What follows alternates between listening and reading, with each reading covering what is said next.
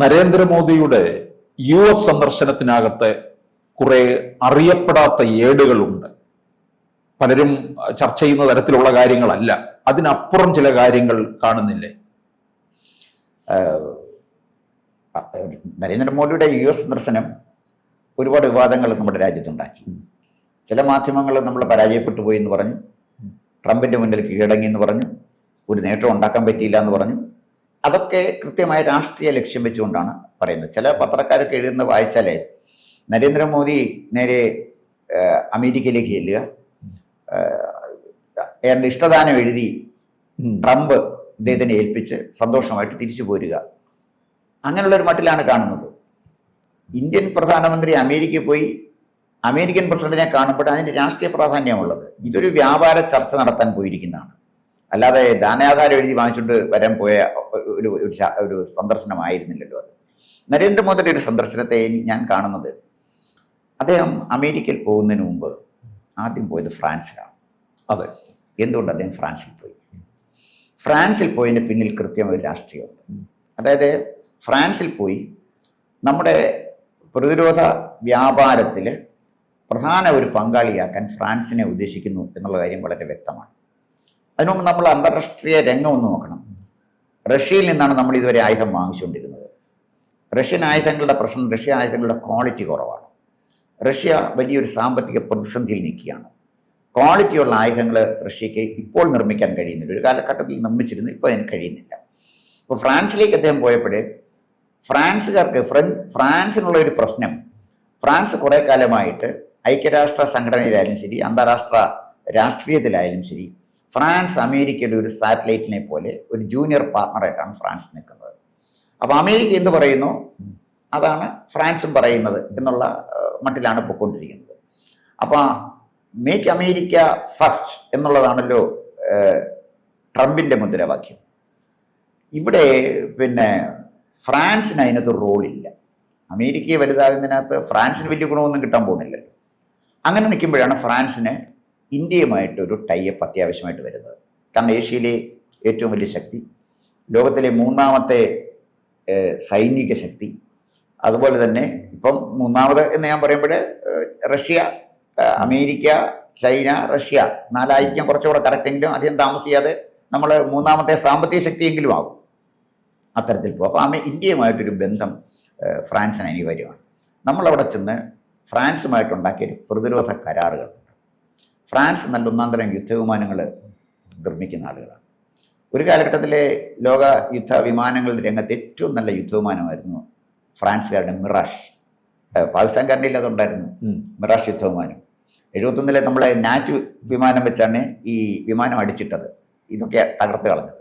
കാരണം ഏത് ആയുധം കൊടുത്താലും ആ ആയുധം ഉപയോഗിക്കുന്നതിന് പിന്നിലെ, ആയുധത്തിൻ്റെ പിന്നിലെ മനുഷ്യൻ്റെ കഴിവാണ് ആയുധത്തിൻ്റെ പ്രഹരശേഷി വർദ്ധിപ്പിക്കുന്നത്. പാകിസ്ഥാൻകാരനിൽ ഇതൊന്നും കൊടുത്തിട്ട് വലിയ കാര്യമൊന്നുമില്ല. കാരണം ഇതൊക്കെ ഉയർന്നു പൊങ്ങിക്കഴിയുമ്പോഴത്തേക്ക് വളരെ വേഗത്തിലേക്ക് പോരും. ഇന്ത്യയും പാകിസ്ഥാനുമായിട്ട് നമ്മളെ ഈ തിരുവനന്തപുരവും കന്യാകുമാരിയും പോലൊക്കെയുള്ള അടുത്തടുത്ത് കിടക്കുന്ന സ്ഥലമായിട്ട് ഒരു പുരയിടത്തിനപ്പുറം പാകിസ്ഥാനിൽ. അവിടെ ഈ മിറാഷ് കൊണ്ടോ ഫാൻറ്റം ഫൈറ്റർ കൊണ്ടോ ഒന്ന് യുദ്ധം ചെയ്യാൻ തക്ക ഒരു യുദ്ധമല്ല ഉള്ളത്. ഈ വിമാനങ്ങൾ ഉയർന്നു പോയി കഴിയുമ്പോഴത്തേക്ക് ശബ്ദാതി വേഗത്തിൽ പറക്കുന്ന വിമാനമാണ്. അവർക്ക് അത് ഉപയോഗിക്കാൻ അറിയില്ല. അതാണ് നമ്മൾ നാറ്റ് വിമാനം വെച്ച് അടിച്ചിട്ടത്. അത്ര ഈ നാറ്റ് വിമാനം വലിയ വിജയം നേടിയ വിമാനമാണ്. ഇന്ത്യ കൊച്ചു വിമാനമാണ്, വളരെ സെക്കൻഡ് വേൾഡ് വാറിന് ഉപയോഗിച്ചിരുന്ന വിമാനമാണ്. അതാണ് നമ്മൾ ജവഹർ ബാലഭവനിലൊക്കെ കൊണ്ട് വെച്ചിരിക്കുന്നത്. ഇതൊക്കെ ഒരുപാട് വലിയ വിമാനങ്ങൾ അടിച്ചിട്ട വിമാനമാണ്. ഞാൻ പറഞ്ഞു വന്നത്, ആയുധങ്ങൾ, കിട്ടുന്ന ആയുധം നന്നായിട്ട് ഉപയോഗിക്കാൻ ബുദ്ധി വൈദഗ്ധ്യവും സാങ്കേതിക വിജ്ഞാനവും ഒക്കെ ഉള്ള ആളുകളാണ് നമ്മുടെ ഇന്ത്യൻ സൈന്യത്തിലുള്ളത്. പാകിസ്ഥാൻ ആ ലെവലിൽ നിൽക്കുകയില്ല. അതുകൊണ്ടാണ് ഈ പാകിസ്ഥാന് പറ്റിയ ഈ ആയുധങ്ങളുണ്ടെങ്കിലും കാര്യമായിട്ട് മുന്നോട്ട് പോകാൻ കഴിയാത്തത്. അപ്പം മിറാഷ് പാകിസ്ഥാൻ കൊടുത്ത വിമാനമായിരുന്നു. അപ്പോൾ ഇപ്പോഴ് ഫ്രാൻസ് ഡെവലപ്പ് ചെയ്തിരിക്കുന്ന ഈ ആധുനിക വിമാനങ്ങളുടെ ശ്രേണിയിലെ ഏറ്റവും മികച്ച വിമാനങ്ങൾ ഒന്നാണ് റഫേൽ. ഈ റഫേൽ നമുക്ക് തന്നു. റഫേൽ അന്ന് വലിയ ബഹളം ഉണ്ടാക്കി, വില കൂടുതലാണ് നമ്മൾ കൊടുത്തത് എന്ന് പറയും. റഫേലിന്റെ ഏറ്റവും മുന്തിയ ഇനം റഫേൽ വിമാനമാണ് നമുക്ക് തന്നത്. അതിനകത്ത് തന്നെ നമ്മുടെ ആയുധങ്ങൾ സജ്ജീകരിക്കാനുള്ള ചില സംവിധാനങ്ങൾ അവർ ഏർപ്പെടുത്തി. ഏത് ആയുധമാണ് സജ്ജീകരിക്കുന്നതെന്ന് അവർക്ക് അറിയില്ല. പക്ഷേ ഇന്ന രീതിയിലുള്ള സംവിധാനം ഏർപ്പെടുത്തണമെന്ന് ആ സംവിധാനം ഏർപ്പെടുത്തിയാണ് റഫേൽ വിമാനം നമുക്ക് തന്നത്. റഫേല് നമ്മുടെ കയ്യിൽ വന്നപ്പോഴാണ് ചൈനയ്ക്ക് മനസ്സിലായത് നമ്മളെ പ്രഹരശേഷിയിൽ ഇന്ത്യ വളരെ മുന്നോട്ട് പോവുകയാണ് എന്നുള്ളത്. റഫേലിന് പല സൈസ് വിമാനങ്ങളുണ്ട്. ഇപ്പം നമ്മൾ ടൊയോട്ടോ കാർ വാങ്ങിക്കാൻ ചെന്ന് കഴിഞ്ഞാൽ എത്തിയോസ് ടൊയോട്ടോ ഉണ്ടാക്കുന്നതാണ്, ഇന്നോവ ക്രിസ്റ്റയും ടൊയോട്ടോ ഉണ്ടാക്കുന്നതാണ്. അപ്പോൾ ഇന്നോവ ക്രിസ്റ്റയുടെ വിലയ്ക്ക് നമ്മൾ എത്തിയോസ് വാങ്ങിച്ചില്ല, ഇതിലെ ടൊയോട്ടോ കമ്പനിയിൽ നിന്ന് വാങ്ങിച്ച എന്ന് പറയുന്ന വിട്ടിത്തമാണ് കുറേ കാലം ഇവിടുത്തെ ഈ പ്രതിപക്ഷ കക്ഷികൾ പറഞ്ഞുകൊണ്ടിരുന്നത്. രണ്ടും ഉണ്ടാക്കുന്ന ഒരു കമ്പനിയിൽ നിന്നാണെങ്കിൽ രണ്ട് തരത്തിലുള്ള സംവിധാനങ്ങളുള്ള വിമാനങ്ങളാണ്. അപ്പോൾ ഖത്തർ വാങ്ങിച്ചു റഫേൽ, അത് കുറഞ്ഞ വിലയ്ക്കാണ്, നമ്മൾ കൂടിയ വിലയ്ക്കാണ്.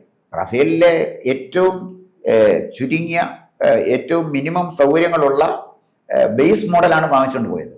നമ്മൾ ബേസ് മോഡൽ അല്ല വാങ്ങിച്ചത്, നമ്മൾ ഏറ്റവും ആധുനിക സൗകര്യങ്ങളുള്ള റഡാറിൽ കിട്ടാത്ത ഇലക്ട്രോണിക് വാർഫെയർ ഉള്ള ഇങ്ങനെയൊക്കെയുള്ള ചില സംവിധാനങ്ങളുള്ള പിന്നെ റഫേലാണ് നമ്മൾ. പക്ഷേ റഫേൽ യുദ്ധവിമാനം നമുക്ക് വന്നപ്പോൾ നമ്മുടെ നാവികസേന കുറച്ചുകൂടെ കരുത്തുള്ളതായി. അവിടുന്നാണ് നമ്മൾ നേരെ അമേരിക്കയിലേക്ക് മോദി പോയത്. അവിടെ ചെന്ന് മോദി ട്രംപുമായിട്ട് സംസാരിക്കുമ്പോഴേ ഫ്രാൻസിൽ നിന്ന് ചെന്ന മോദി കൂടുതൽ കരുത്തനായിട്ടാണ് പോകുന്നത്. കാരണം നേരത്തെ അമേരിക്കയിൽ പോയിരുന്നുവെങ്കിൽ ഇന്ന കാര്യങ്ങൾ ഇന്ത്യക്ക് കൊടുക്കരുത് എന്ന് അമേരിക്ക സ്ട്രോങ് ആയിട്ട് പറഞ്ഞാൽ ഫ്രാൻസിന് നമുക്ക് തരാൻ പറ്റില്ല. അതേസമയം ഫ്രാൻസുമായി അങ്ങനെ ഉണ്ടാവുമോ? ഉണ്ടാകാം, അങ്ങനെ സംഭവിച്ചിട്ടുണ്ടല്ലോ, അങ്ങനെ സംഭവിച്ചിട്ടുണ്ട്. അപ്പൊ ഫ്രാൻസുമായിട്ട് നമ്മളൊരു എഗ്രിമെന്റ് ഒപ്പിട്ടതിന് ശേഷമാണ് അമേരിക്കയിലേത് എന്ന് പറഞ്ഞാൽ യുദ്ധവിമാനങ്ങളുടെ കാര്യത്തിലും പ്രതിരോധ പിന്നെ ഉപകരണങ്ങളുടെ കാര്യത്തിലും ഫ്രാൻസിൽ നിന്ന് വേണ്ട സഹായങ്ങളും എഗ്രിമെന്റും ഒക്കെ നമ്മൾ ആയിക്കഴിഞ്ഞു. അപ്പോൾ കുറച്ചൊരു കരുത്ത് ആർജിച്ചുകൊണ്ടാണ് മോദി അമേരിക്കയിലേക്ക്. അമേരിക്കയിൽ അദ്ദേഹത്തിന് വളരെ വാം വെൽക്കം അല്ലേ കിട്ടിയത്. അവിടെ പിന്നെ തുളസി ഗബ്ബാർ അമേരിക്കക്കാരിയാണെങ്കിലും അവരെ പിന്നെ നമ്മുടെ ഈ ഹിന്ദുമതം സ്വീകരിച്ചാണല്ലോ അവരുടെ അച്ഛനും അമ്മയും ഒക്കെ. അവരാണ് അദ്ദേഹത്തിനെ പോയി നേരിട്ട് കണ്ട ഒരാളാണ്. ഇലോൺ മസ്ക് ഭാര്യയും മക്കളുമായിട്ടാണ് പോയി. നരേന്ദ്രമോദി ലോകത്തിലെ ഏറ്റവും ശതകോടീശ്വരനാണ് ഇലോൺ മസ്ക് ബഹിരാകാശത്തേക്ക് വാഹനം അയക്കുന്ന ആളാണ്. കച്ചവടക്കാരനാന്ന് പറഞ്ഞാൽ പോരായിരുന്നു. ടെസ്ല പിന്നെ കാർ ഇവിടെ കൊണ്ടുവന്ന് വിൽക്കണമെന്ന് പറഞ്ഞപ്പോഴേ മോദി പറ്റില്ല എന്ന് പറഞ്ഞു. ചൈനയിലെ കാർ ഇവിടെ കൊണ്ടുവന്ന് അസംബിൾ ചെയ്ത് വിൽക്കാമെന്ന് പറഞ്ഞപ്പോൾ പറ്റിയില്ല എന്ന്, അതൊന്നും പറ്റുകയില്ല എന്ന്. അപ്പൊ ഇലോൺ മസ്കിന് അറിയാം മോദി നല്ല കച്ചവടക്കാരനാണ്, അത്തരം പരിപാടികളൊന്നും മോദി എടുക്കത്തില്ല. ഇന്ത്യക്ക് പിന്നെ ബുദ്ധിമുട്ടുണ്ടാക്കുന്ന ഒരു തീരുമാനം മോദി എടുക്കില്ലെന്ന് ഇലോൺ മസ്കിന് അറിയാം. അദ്ദേഹം ഭാര്യയും മക്കളുമായിട്ട് പോയി മോദിയെ കണ്ട. അതിൻ്റെ ഒരു അതിൻ്റെ ഒരു കേർട്സി അത് മനസ്സിലാക്കേണ്ടത്. ഭാര്യയും കുഞ്ഞുങ്ങളുമായിട്ട് പോയി ഒരു രാഷ്ട്രത്തലവനെ കാണുന്നതിന്റെ പിന്നിൽ ഒരു സന്ദേശം ഇല്ലേ? അതെ. അതുപോലെ തന്നെ വിവേക് രാമസ്വാമി, ഏറ്റവും ലേറ്റസ്റ്റ് സാങ്കേതിക അമേരിക്കയിലെ പ്രമുഖ സാങ്കേതിക വിദഗ്ധന്മാരിൽ ഒരാളാണ് വിവേക് രാമസ്വാമി. അതുപോലെ തന്നെ മൈക്ക് വാട്സ്, അദ്ദേഹം ദേശീയ ഉപദേഷ്ടാവാണ്. ഇവരെല്ലാം പോയി ഒന്നിനു പുറകെ ഒന്നായി മോദിയെ കണ്ട് സംസാരിച്ചതിന് ശേഷമാണ് മോദി ട്രംപിനെ കാണുന്നത്. അപ്പൊ ട്രംപിനെ കണ്ടപ്പോൾ ട്രംപും മോദിയുമായിട്ട് സംസാരിക്കുന്ന ട്രംപിന്റെ ആദ്യം തന്നെ ട്രംപിന്റെ നിലപാട് വ്യക്തമായി കഴിഞ്ഞു. Make America great again, MAGA അല്ലേ, MAGA, make America great again. അതാണ് പിന്നെ ട്രംപിന്റെ ലക്ഷ്യം. മോദിയുടെ ലക്ഷ്യം മേക്ക് ഇന്ത്യ ഗ്രേറ്റ് അഗെയിൻ, അതാണ് മോദി ലക്ഷ്യമാക്കുന്നത്. അതാണ് ആത്മനിർഭർ ഭാരത് ആയാലും ശരി, മേക്ക് ഇൻ ഇന്ത്യ എന്ന് പറയുന്നത് തന്നെയല്ലേ. ഇത് മോദി വന്നപ്പോൾ തന്നെ പ്രഖ്യാപിച്ചല്ലേ. അപ്പൊ ഇവർ രണ്ടുപേരും രണ്ട് സ്ഥലത്ത് നിൽക്കുകയാണ്, രണ്ട് സ്പേസിലാണ് നിൽക്കുന്നത്. ഇന്ത്യയെ വലുതാക്കാൻ നിൽക്കുന്ന മോദി, അമേരിക്കയെ വലുതാക്കാൻ നിൽക്കുന്ന ട്രംപ്. അപ്പൊ ഇവർ കോംപ്രമൈസിലെത്തണമെങ്കിൽ ചില കാര്യങ്ങൾ നമ്മൾ വിട്ടുവീഴ്ച ചെയ്തേ പറ്റൂ. ഇന്ത്യ അമേരിക്കയിൽ നിന്ന് ഇങ്ങോട്ട് നമ്മൾ ഇറക്കുമതി ചെയ്യുന്ന ഉൽപ്പന്നങ്ങൾക്ക് കൂടുതൽ തീരുവ ഏർപ്പെടുത്തുന്നത് തടയണം എന്നുള്ളതാണല്ലോ ട്രംപിന്റെ നിലപാടിലൊന്ന്.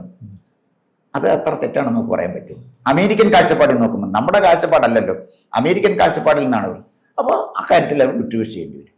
അപ്പോൾ മറ്റു ചില കാര്യങ്ങൾക്ക് നമുക്ക് നേട്ടങ്ങൾ ഉണ്ടാക്കാം. അങ്ങനെ മാത്രമേ ഒരു രാജ്യവുമായിട്ടുള്ള നമ്മുടെ ഇടപാടുകൾ, വ്യാപാര ഇടപാടുകൾ മുന്നോട്ട് കൊണ്ടുപോകാൻ പറ്റൂ. ആ ചർച്ചകളുടെ അവസാനം ട്രംപ് തന്നെ പറഞ്ഞു, ഞാൻ കണ്ട ഏറ്റവും മികച്ച നെഗോഷിയേറ്റർമാരിൽ ഒരാളാണ് മോദി എന്ന് പറയുന്നത്. അപ്പോൾ മോദിയെ കൃത്യമായിട്ട് ട്രംപിന് അറിയാം. മോദി എവിടെ വരെ വിട്ടുവീഴ്ച ചെയ്യും, ഇവിടെ വിട്ടുവീഴ്ച ചെയ്യില്ല എന്നുള്ളത് കൃത്യമായിട്ട് അദ്ദേഹത്തിന് അറിയാം. നമ്മുടെ ഏറ്റവും അടിയന്തരമായ ഒരു കാര്യം ഈ F-35 വാങ്ങിക്കുക എന്നുള്ളതായിരുന്നു. ഇപ്പോൾ F-35 വാങ്ങിക്കുക മാത്രമല്ല പ്രശ്നം. ഇതിനകത്ത് ഗൗരവമായ ചില കാര്യങ്ങളുണ്ട്. അതിൻ്റെ ഈ വിമാനം വാങ്ങിക്കുമ്പോൾ അതിൻ്റെ സോഴ്സ് കോഡ് നമുക്ക് കിട്ടിയില്ലെങ്കിൽ അമേരിക്കയിലിരുന്ന് ഈ വിമാനത്തിനെ പ്രവർത്തനരഹിതമാക്കാം. ഇത് 99 നമ്മൾ കാർഗിൽ യുദ്ധത്തിൻ്റെ സമയത്ത് അമേരിക്കൻ വിമാനം നമുക്കുണ്ടായിരുന്നു. പാകിസ്ഥാനുമായിട്ട് യുദ്ധം വന്ന സമയത്ത് ഈ സോഴ്സ് കോഡ് നമുക്ക് കിട്ടിയില്ല. വിമാനങ്ങൾ പലതും ഫലപ്രദമായിട്ട് ഉപയോഗിക്കാൻ നമുക്ക് പറ്റിയില്ല. പാസ്വേഡ് പോലെയാണ് അത് കൊടുത്തില്ല. അന്ന് നമ്മളെ രക്ഷിച്ചത് ഇസ്രായേലാണ്. ലേസർ ഗൈഡഡ് മിസൈൽ തന്ന് ഇസ്രായേൽ നമ്മളെ സഹായിച്ചത് കൊണ്ടാണ് കാർഗിൽ യുദ്ധത്തിൽ നമുക്ക് ജയിക്കാൻ കഴിഞ്ഞത്. അതുപോലെ തന്നെ ഈ അമേരിക്കൻ യുദ്ധവിമാനങ്ങളിലൊക്കെ അവർ ചെയ്തിരിക്കുന്ന ഒരു കില്ലർ സ്വിച്ച് ഉണ്ട്. ആ കില്ലർ സ്വിച്ചിന്റെ നിയന്ത്രണം അവരുടെ കയ്യിലാണെങ്കിൽ ഈ വിമാനം പ്രവർത്തനരഹിതമാണ്. ഇപ്പം അങ്ങയുടെ മൊബൈൽ ഫോൺ ഞാൻ വാങ്ങിക്കുന്നു, അതിൻ്റെ ആ പാറ്റേണോ അതല്ലെങ്കിൽ അത് ഉപയോഗിക്കാനുള്ള പാസ്വേഡോ ഇതൊന്നും എൻ്റെ ഇല്ലെങ്കിൽ ഫോൺ കൊണ്ട് എനിക്ക് എന്ത് ചെയ്യാൻ പറ്റും? അത് ഞാൻ റെഡിയാക്കിയിട്ട് അങ്ങോട്ട് അങ്ങനെ ഉപയോഗിക്കാം, സംസാരിക്കും, പുതിയ തേങ്ങ എന്ന് പറയുന്നത് പോലെ പുതിയ തേങ്ങ എന്ന് പറയുന്ന ഒരു സംഭവമാണ്. അപ്പോൾ സോഴ്സ് കോഡിന്റെ കാര്യത്തിൽ നമുക്ക് കൃത്യമായ ഒരു ഉറപ്പ് വേണം. അത് ഉറപ്പ് കിട്ടിയിട്ടുണ്ടെങ്കിൽ ശരി, അത് നമ്മൾ ലോകം അത് ചർച്ച ചെയ്യാൻ പോകുന്നില്ല. എന്തായാലും ശരി, അതിൻ്റെ ഒരു സോഴ്സ് കോഡ് ഇല്ലാതെ മോദി ഈ ഒരു ഇടപാടിൽ എത്തിച്ചേരും എന്ന് ഞാൻ കരുതുന്നില്ല. കാരണം റഫേൽ യുദ്ധവിമാനം വാങ്ങിച്ചപ്പോഴും അദ്ദേഹം കൃത്യമായി ഇത്തരം എഗ്രിമെന്റിൽ തന്നെയാണ് റഫേലിന്റെ യുദ്ധവിമാനം വാങ്ങിച്ചത്. F-35 100 നമ്മൾ വാങ്ങിക്കാൻ പോകുന്നത്. അത് 10 വർഷത്തിനകം. അത് വാങ്ങിച്ചു കഴിഞ്ഞാൽ നമുക്കുണ്ടാകുന്ന, അത് വാങ്ങിക്കുമ്പോൾ ഇന്ത്യക്ക് ഉണ്ടാകുന്ന നേട്ടമാണ് നമ്മൾ മനസ്സിലാക്കേണ്ട ഒരു കാര്യം. അതിന്റെ പ്രധാനപ്പെട്ട പ്രശ്നം എന്താണെന്ന് ചോദിച്ചാൽ, F-35 വെല്ലാൻ പറ്റുന്ന ഒരു വിമാനം ഇന്ന് ഇതുവരെ ഒരു ലോകരാജ്യം ഇറക്കിയിട്ടില്ല. റഡാറിൽ ഈ വിമാനം കിട്ടില്ല. അതാണ് ഏറ്റവും വലിയ. റഡാറിനെ ജാം ചെയ്യാൻ പറ്റും. ഇലക്ട്രോണിക് വാർഫെയറും നമ്മൾ സങ്കല്പിക്കാൻ കഴിയാത്ത സംവിധാനമുള്ള കാര്യങ്ങളാണ് ഈ F-35 കിട്ടിയിരിക്കുന്നത്. അപ്പം നമുക്ക് 15,102 കിലോമീറ്ററാണ് നമ്മുടെ ലാൻഡ് ബോർഡർ ഉള്ളത്, കരയാതിർത്തി. കരയാതിർത്തി എന്ന് പറഞ്ഞാൽ പാകിസ്ഥാന്, പിന്നെ അതുപോലെ തന്നെ അഫ്ഗാനിസ്ഥാന്, നേപ്പാള്, ഭൂട്ടാന്, മ്യാൻമാർ, ബംഗ്ലാദേശ്, ഇതെല്ലാം നമ്മുടെ കര അതിർത്തിയുള്ള രാജ്യങ്ങളാണ്. 6-7 രാജ്യങ്ങൾ നമുക്ക് അതിർത്തി പങ്കിടുന്ന രാജ്യമാണ് ഇന്ത്യ. 15,102 കിലോമീറ്ററാണ് നമ്മുടെ ലാൻഡ് ബോർഡറിൻ്റെ നീളം. സമുദ്രത്തിലേക്ക് പോയാൽ 7,500 കിലോമീറ്റർ നമുക്ക് സമുദ്രാതിർത്തിയുള്ള രാജ്യമാണ്. ആലോചിച്ച് നോക്കണം, നമ്മളൊരു ചെറിയ രാജ്യമല്ലിത്. നമ്മുടെ എന്ന് പറഞ്ഞാൽ പ്രതിരോധം നമുക്ക് വലിയൊരു പ്രശ്നമാണ്.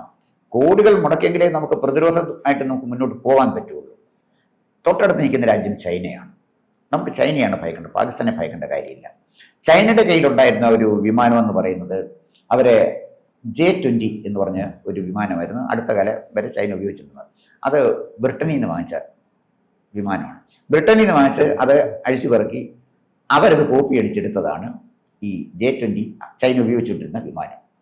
ഇപ്പം ചൈനയുടെ ഇരിക്കുന്ന വിമാനം JF-17 ആണ്.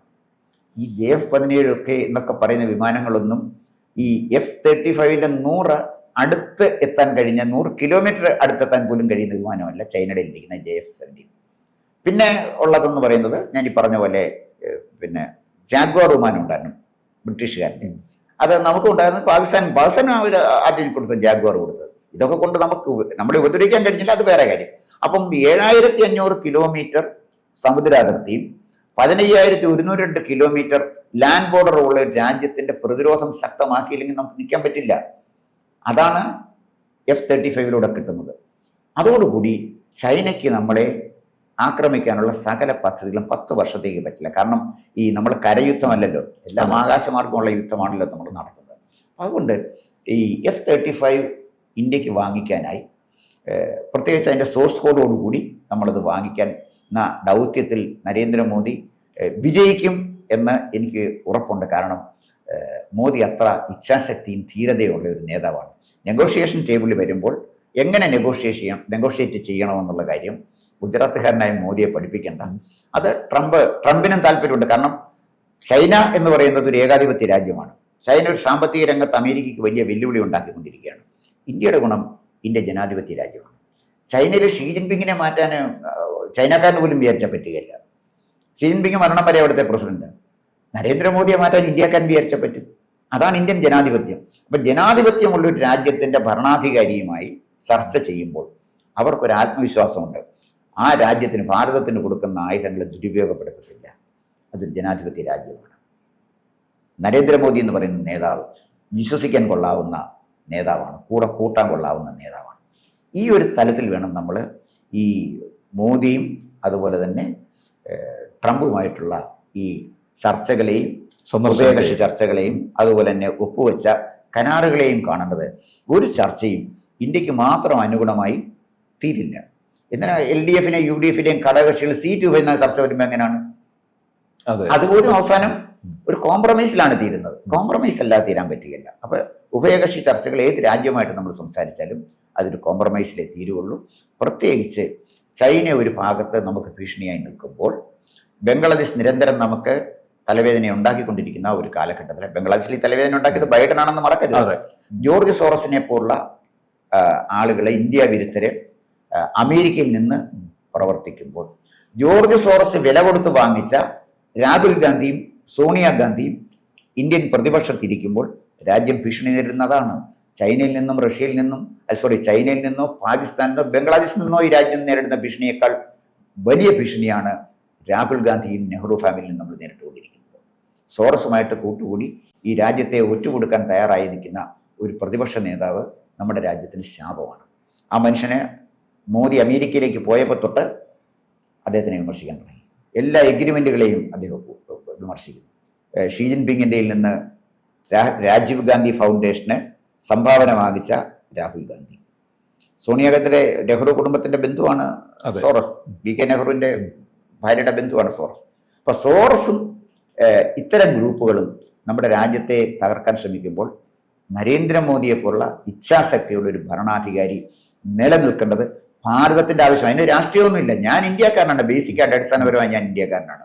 ഇന്ത്യക്കെതിരായിട്ട് നിൽക്കുന്ന ആരോടും എൻ്റെ ശത്രുവാണ്. ആരിന്ത്യക്കെതിരായിട്ട് നിന്നാലും അവരെൻ്റെ ശത്രു തന്നെയാണ്. അത് കോൺഗ്രസ് ആയാലും ശരി, CPM ആയാലും ശരി, CPI ആയാലും ശരി, ആരായാലും ശരി, എൻ്റെ രാജ്യത്തിനെതിരെ നിൽക്കുന്നവനെ എൻ്റെ ശത്രുവായിട്ട് കാണുന്ന ഒരു ചിന്ത ആണ് താങ്കളെ പോലെ അല്ലെ അങ്ങയെ പോലെ ഉള്ള ബഹുഭൂരിപക്ഷ ഇന്ത്യക്കാരെ പോലെ എനിക്കുമുള്ളത്. നരേന്ദ്രമോദിയുടെ ഈ സന്ദർശനം വിജയിക്കും എന്നുള്ള കാര്യത്തിൽ എനിക്ക് തർക്കമില്ല. അത് വിജയിക്കേണ്ടത് നമ്മുടെ രാജ്യത്തിൻ്റെ നിലനിൽപ്പിനും വികസനത്തിനും അനിവാര്യവുമാണ്.